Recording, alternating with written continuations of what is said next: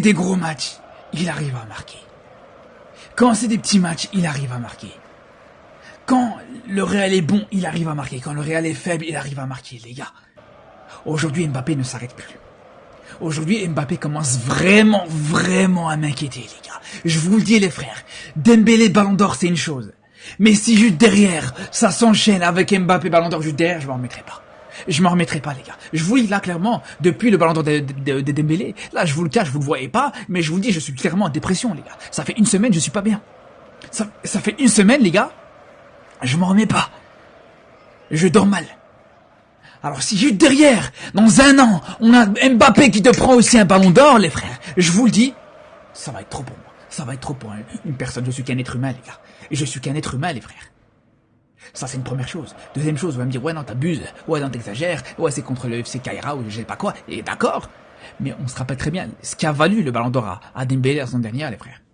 Un mois, les gars, où il t'a enchaîné des surperformances contre Stuttgart, contre Brest, à gauche, à droite, ça te mettait des triplés, ça te mettait des doublés. C'est ce qui a gonflé ses stats. C'est ce qui a gonflé ses stats. Parce que tu retires ces stats-là, Dembélé, il aurait eu des stats de latéral droit en Ligue des Champions. Comme ça, vous savez. Et encore même ça, c'est pas glorieux en Ligue des Champions. Mais bref. Donc je vous le dis, les gars. Je vous le dis, les frères. J'espère que c'est momentané, que c'est passager, qu'il va pas nous faire ça toute la saison, les gars. J'espère vraiment que ça va pas être comme ça toute la saison, les frères, clairement. Bon, heureusement, les gars, on a bien vu. Voilà, une fois que l'adversité commence à monter, c'était un peu plus faible. On a vu contre l'Atlético, Mbappé, quand l'adversité commence à monter, c'est un peu plus faible. On l'a clairement constaté, on l'a clairement vu. Et là, clairement. Et Almaty, victoire du Real Madrid 5-0 les amis pour cette deuxième journée de Ligue des Champions. Et franchement les gars, je vous l'avoue tout de suite, avant l'ouverture du score du Real Madrid, Almaty a réussi à me faire peur. Pendant les 20 premières minutes d'aujourd'hui, est-ce que vous avez vu à quel point ils étaient pleins d'ambition? Ils jouaient très haut, ça pressait le Real Madrid, on n'arrivait même pas à aligner 3 passes. Dans ma tête, j'avais l'impression que c'était le match de l'Atlético de Madrid qui continuait tellement ils étaient dans notre camp. Là on parle quand même d'une équipe du Kazakhstan qui a été invitée en Ligue des Champions. C'est la première fois qu'ils voient la couleur de la Ligue des Champions. On s'est tapé 12 heures de vol, plus de 6000 km pour aller jouer ce match-là. Et franchement, les gars, ils nous ont bien accueillis. Même si on les a malaxés en deuxième mi-temps, mais c'est pas grave. Au moins, ils ont montré qu'on était chez eux. Vous voyez? Ils ont montré qu'on était chez eux. Et franchement, c'est respectable de leur part. Pour une équipe comme eux, terminer une première mi-temps à seulement 1-0 pour le Real Madrid. Et encore, on a eu un penalty. Sans ce penalty-là, il y aurait eu 0 but partout en première mi-temps. Franchement, tous mes respects à Almaty pour avoir réussi à mettre le doute dans ma tête. Et grâce à eux, aujourd'hui, encore une fois, on a eu la confirmation que le Real Madrid, on a vraiment de réels problèmes au milieu. Collectivement parlant, aujourd'hui, encore une fois, ça s'est vu, même si c'était pas l'Atlético de Madrid en face,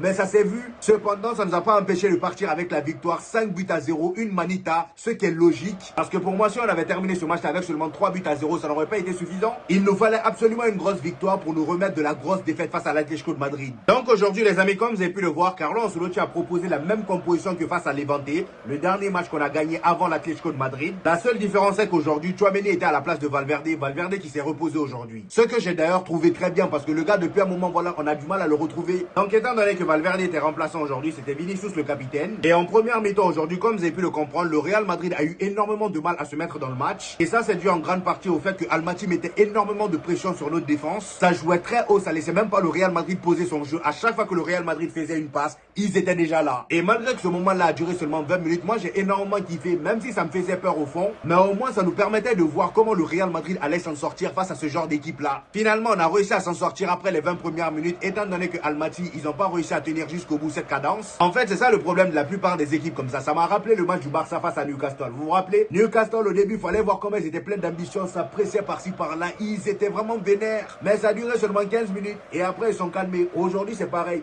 Dès les 20 premières minutes, même, c'était beaucoup. Dès la 8e minute, ils sont calmés. Ils pressaient plus tant que ça. Ils étaient...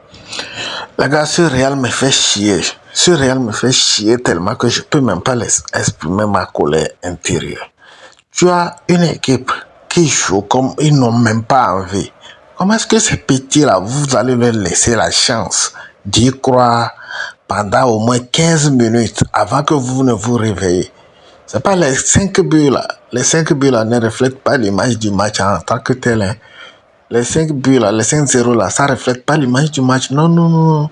Les petits ont joué. Il a fallu l'intervention de Thibaut Courtois pour des parades, pour sauver les cages. Sinon, là, les petits aussi allaient marquer au moins 2 buts comme ça. Mais c'est quoi ce Real? Vous voulez jouer quel jeu? Pressing là. C'est n'importe quoi. En tout cas, je ne sais pas ce que vous en pensez. Dites-moi ce que vous en pensez dans les commentaires. Moi, je suis fatigué. On veut voir l'équipe jouer et puis ne pas avoir peur, quoi. On veut voir une équipe comme Barça, Paris, voilà. C'est des bonnes équipes, ça. Mais Vinicius, des ratés par ici, Mbappé, Vinicius. C'est comme ça, là, ça ne va même pas.